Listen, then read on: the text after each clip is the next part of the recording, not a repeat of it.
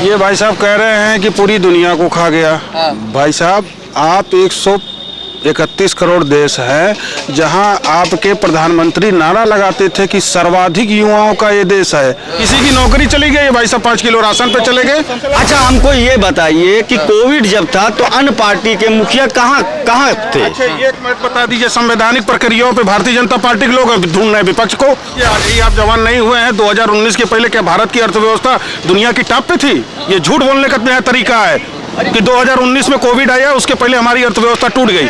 प्रधानमंत्री PM cares fund में, उस फंड का क्या हुआ? किसी को जानकारी है? किसी को कितना पैसा दान में गया, कब मिला? अब अपनी संतुष्टता असंतुष्टता हर एक व्यक्ति का निजी मामला है। जो जिसमें संतुष्ट हो उसमें संतुष्ट है और अपने अपने मुद्दे हैं।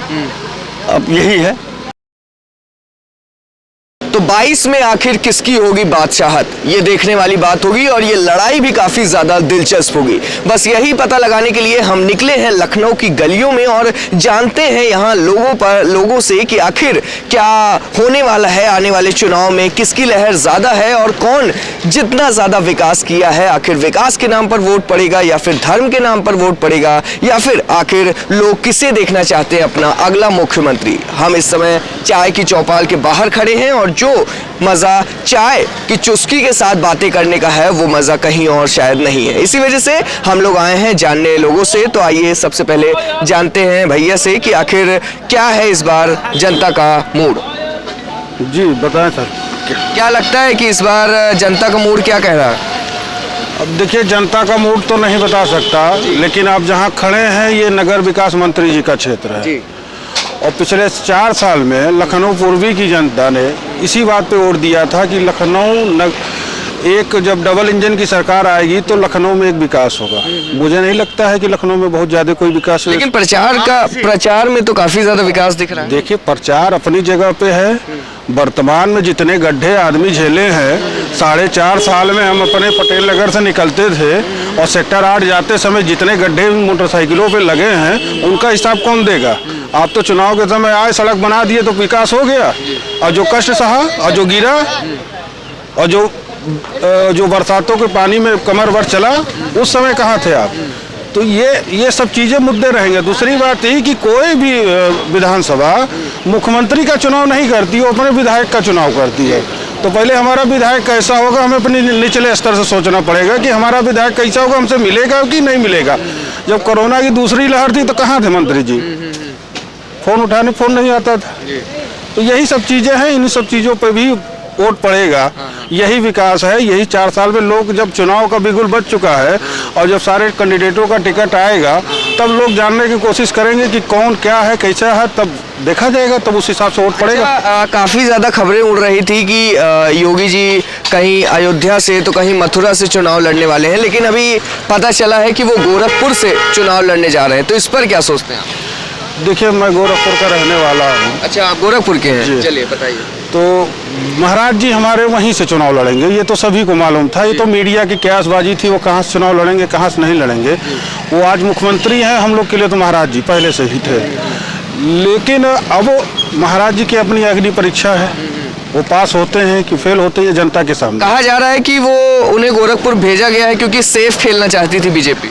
अब ये बीजेपी का अपना आंतरिक मामला है, ये बीजेपी पार्टी लाइन अपने नेता उनके बीच का मामला है।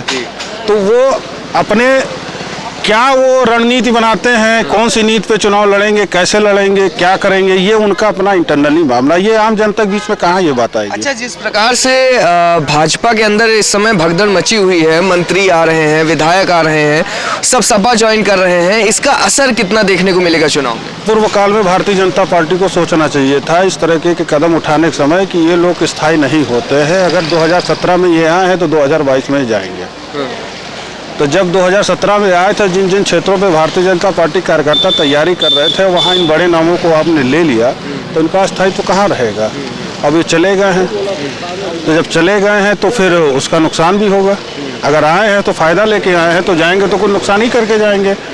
तो एक कार्डर बेस की पार्टी है भारतीय जनता पार्टी, और सब तमाम है। मैं किसी पार्टी का फॉलोअर नहीं हूँ, इस समय एकदम स्वतंत्र हूँ। तो तमाम ऐसी चीजें हैं, जब आपका एक नेता तैयारी कर रहा है और एक आगे आपको उड़ के, कि अब मुझे टिकट दे दीजिए, तो वो बेचारा नेता, उसकी मेहनत, उसका 5 साल का क्षेत्र का दौड़ना उस बड़े नेता के नाम पे चला गया, वो चुनाव जीत के चला गया, उससे क्षेत्र से जनता से कोई मतलब नहीं, और वही हाल उसने फिर यही धोखा किया यहाँ पर भी आके।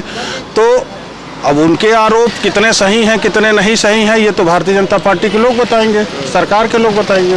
तो क्या लगता है इस बार 5 साल के कार्यकाल से खुश हैं आप? बिल्कुल खुश नहीं है। बिल्कुल खुश। वजह? अर्थव्यवस्था एकदम चौपट हो गई जी। विकास के नाम पे कुछ हुआ नहीं। थोड़ा बहुत रोड का काम हुआ है, वो भी बाहर के क्षेत्रों में, जैसे पूर्वांचल एक्सप्रेसवे का, वो भी पुरानी सपा की सरकार का वो काम रहा है। इस सरकार ने कुछ खास नहीं कर पाया। अच्छा, सरकार पे इल्जाम लगातार लगने लगे हैं कि ये फीता काटने वाली सरकार है, कितना सही मानते हैं? बिल्कुल सही है। इनके रिजीम में कोई काम इनका रहा नहीं, इन्होंने अपने कार्यकाल में कोई काम ऐसा नहीं किया जिसका शिलान्यास किया और जिसका लोकार्पण किया, उसका समापन किया। तो क्या लगता है, अगर आप कह रहे हैं सपा ने इतना काम किया, तो 2017 में चूक कहाँ रह गई? नहीं, उस समय बीजेपी की लहर थी, अभी अब लहर नहीं रही बीजेपी की। तो मतलब मानते हैं कि सपा की लहर?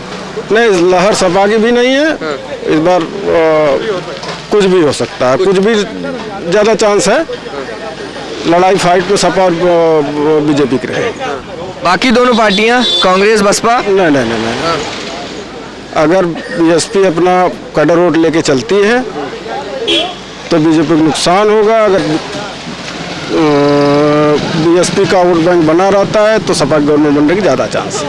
अच्छा भैया, वोट किस पे डालेंगे, विकास पे या जाति धर्म पे? हकीकत तो ये है कि कोई विकास पे वोट डाल नहीं रहा। कहने को कोई भी कहे, वोट पड़ रहा जाति पे धर्म पे। अब आगे बताइए। तो जाति धर्म पर वोट अगर पड़ रहा है तो क्या मानते हैं इसमें कमी? देश के लिए बहुत ही दुर्भाग्य है। कमी कहाँ पे आ रही है? नेताओं में है। नेताओं में? हाँ। धर्म क्या है जी। ये सब जो चीजें हैं सब तो यही लोग फॉलो करते हैं, उसी पे जनता चलती है। कहने को लोग कहें विकास पे वोट देते हैं, हम ये करते हैं, लेकिन हकीकत ये है जाति और धर्म पे वोट बट रहा है। जी।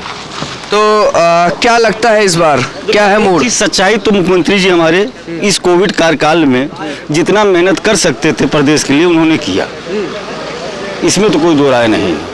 और 5 साल के कार्यकाल में 2 साल 2.5 साल का समय जो है ये कोविड खा गया है। तो अर्थव्यवस्था प्रदेश की छोड़िए, इस समय अमेरिका, ब्रिटेन और रसिया जैसे देशों की स्थिति खराब है, तो हमारे प्रदेश की भी अगर स्थिति अर्थव्यवस्था खराब है तो इसमें हमारे मुख्यमंत्री जी का कोई नहीं बनता है कुछ। अब ये तो महामारी है, संपूर्ण विश्व के लिए है, तो यही है। तो मैं इस पे बोल रहा हूँ। हाँ जरूर बोलिए। ये भाई साहब कह रहे हैं कि पूरी दुनिया को खा गया। भाई साहब, आप 131 करोड़ देश है जहां आपके प्रधानमंत्री नारा लगाते थे कि सर्वाधिक युवाओं का ये देश है, और जब युवा सत्ता में आया तो आप हाथ खड़ा कर रहे हैं। आप देखिए आज अमेरिका की स्थिति कहाँ खड़ी है।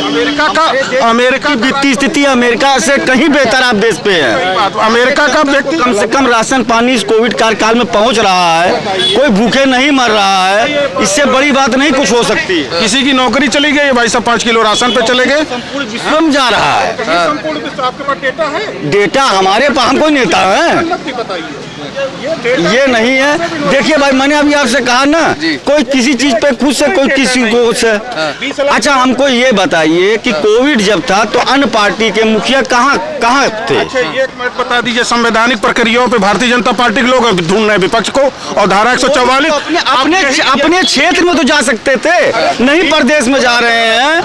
आप जो भी अन्य पार्टियों के मुखिया लोग हैं ये अपने क्षेत्र में तो जा सकते थे, लेकिन हमारे मुख्यमंत्री जी कोविड होने के उपरांत भी वो प्रदेश में दौरा किए। अब उनको समय नहीं मिल पाया, अर्थव्यवस्था गिरी है। अब इसमें भाई समस्या तो खड़ी है, अर्थव्यवस्था तो डाउन है। बता दीजिए, आज ही आप जवान नहीं हुए हैं, 2019 के पहले क्या भारत की अर्थव्यवस्था दुनिया की टॉप पे थी? ये झूठ बोलने का नया तरीका है कि 2019 में कोविड आया, उसके पहले हमारी अर्थव्यवस्था टूट गई। ये सब तरीका है दुनिया में कोविड आया, हम मान रहे हैं महामारी आई, हमारे ऊपर नुकसान हुआ, लेकिन उस हिसाब से जो कोविड में लोगों ने अपनी तरफ से दान किया, प्रधानमंत्री पीएम केयर्स फंड में, उस फंड का क्या हुआ? किसी को जानकारी है? किसी को कितना पैसा दान में गया, कब मिला? उसका ना कोई ऑडिट हो सकता है, नहीं, कौन बताए? जहां से आ सकता है आईटीआई से मांगिए। क्या हुआ? अब अपनी संतुष्टता असंतुष्टता हर एक व्यक्ति का निजी मामला है, जो जिसमें संतुष्ट हो उसमें संतुष्ट है, और अपने अपने मुद्दे हैं, अब यही है। तो भाई साहब कह रहे हैं कि विकास पे कोई वोट नहीं डाल रहा है, केवल जाति धर्म पे। कितना सहमत है? ये तो सही है। जहां जिस जाति के उम्मीदवार होंगे उस जाति के आधार पर पार्टियां टिकट बांट रही हैं। कहाँ ब्राह्मण हैं, कहाँ यादव हैं, कहाँ क्षत्रिय हैं, कहाँ दलित समाज के लोग हैं, कहाँ अल्पसंख्यक समाज, ये तो सारी पार्टियां कर रही हैं। तो जनता उसी में बंधी हुई। जनता कभी भी राजनीति के मुद्दे पर जिस दिन वोट देना चालू कर गई, ये जाति धर्म का सारा खेल समाप्त हो जाएगा। और धर्म और राजनीति जब तक का मुद्दा होता है तो कोई भी पार्टी गठबंधन के लिए राजी नहीं होती है। अभी भाई साहब ने कहा कि लोग 5 साल अपने क्षेत्रों में कार्य करते हैं और कोई बड़ा नेता आता है उस जगह से वो लड़ जाता है, और जो मेहनत किया वो प्रत्याशी वो बाहर हो जाता है। तो ये सभी पार्टियों के लिए यहाँ विकास पार्टी कोई विकास के नाम पे नहीं है, सब जात धर्म के नाम पे हो रहा है। बड़े राजनीति आ रहे हैं, कितने किस समुदाय के हैं, उनको टिकट दिया जा रहा है, जो वहाँ का प्रत्याशी है वो बाहर हो जा रहा है। अच्छा, इसमें सबसे ज्यादा कमी की बात करें तो अगर किसी एक पार्टी को पूछे तो किसे बोलेंगे? ये तो मुमकिन ही नहीं है। हाँ। जिसमें देखिए वही आप बता सकते हैं क्या? अगर जाति धर्म में कमी की बात करें तो वो एक कौन सी ऐसी पार्टी है जो सबसे ज्यादा इस चीज को बढ़ावा दे रही है कि जाति और धर्म के नाम पर वोट दो? सारी पार्टियां हैं। हाँ। मौके की बात है, किस मौके पर कौन चौका लगा रहा है। हाँ। इसमें कोई दूध का धुला हुआ नहीं है। हाँ। अब देश आजाद जब से हुआ है तब से जाति और धर्म चल रहा है, तो कहाँ आज की डेट में कौन सी धुली कम है? सब कर रहे हैं, बस मौके की तलाश में सब हैं। जब मौका मिला तब उन्होंने चौका मारा, जाति धर्म का कार्ड खेला। राजनीति से मैं आपको एक बात बता दे रहा हूँ, जब भी राजनीति से जाति और धर्म लड़ेंगे तो ये जीत जाएंगे, राजनीति हार जाएगी। जनता के मुद्दे नगण्य हो जाएंगे, ये गौण हो जाएंगे, ये आप जान लीजिए। इसी को कहते हैं जाति धर्म का कार्ड खेलना, कि जनता अपने मुद्दे भूल जाए और जाति धर्म के नाम पे वोट करे। तो देखा आपने कि किस तरीके से यहाँ पर जो जनता है वो काफी ज्यादा, कोई नाराज भी है तो कोई संतुष्ट है तो कोई मिला जुला है कि हाँ वो मानते हैं कि पार्टियां जो भी हैं वो सही काम कर रही, तो कोई कह रहा है कि नहीं, अभी भी गड्ढा मुक्त सरकार की बात हुई लेकिन वो गड्ढे से अभी भी मुक्ति नहीं मिली है। कई लोगों का ये भी कहना है कि जाति धर्म के नाम पर जो ये वोटिंग हो रही है देश के लिए बहुत ज़्यादा खतरनाक है।